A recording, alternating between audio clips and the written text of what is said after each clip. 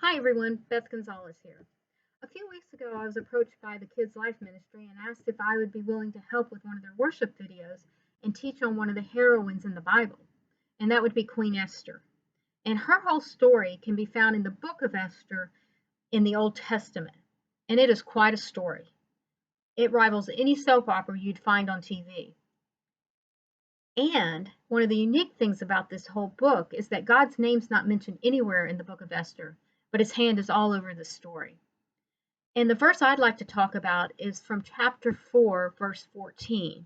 And basically, the setting is Queen Esther's father figure, Mordecai, who raised her because she was an orphan, is sitting outside the palace walls.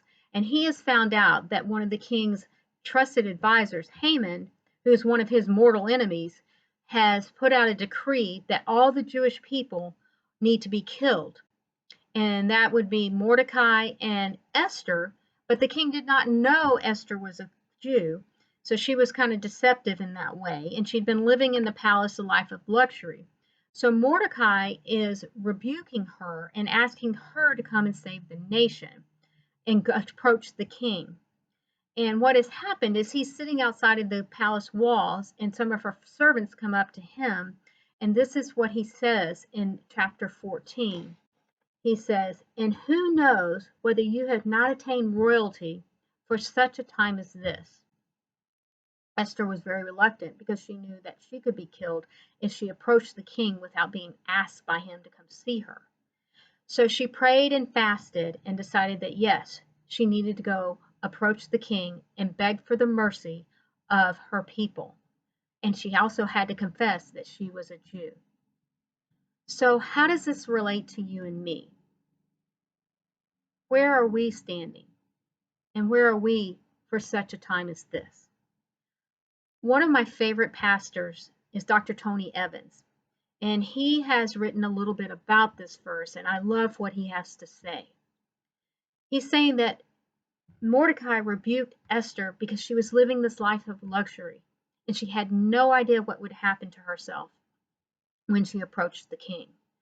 And she had been set aside to give up everything she had loved and enjoyed. No more facials, no more having the luxurious life of living in the palace. And she'd have to let go of all her own ambitions and face an enemy full on. She was to risk her life and the legacy with no guarantee of a positive outcome. But what about you and me? Where are we? As Dr. Tony Evans says, he didn't place you where you are so you could eat figs all day or post pictures of yourself on social media. It was God who gave us our jobs, our positions, our resources, our education, and more. And it is God who opened up the opportunities for us to optimize his kingdom purposes. He didn't place you where you are so you could eat figs all day or post pictures of yourself on social media. He placed you where you are because you're in the midst of a battle, a war. You're in the midst of a seismic conflict involving good versus evil.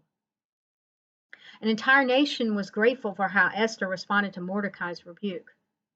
Their lives were spared. How many lives can be spared in the culture today that we live in when we choose to step up to service, even if it involves sacrifice, for such a time as this? Have a good day.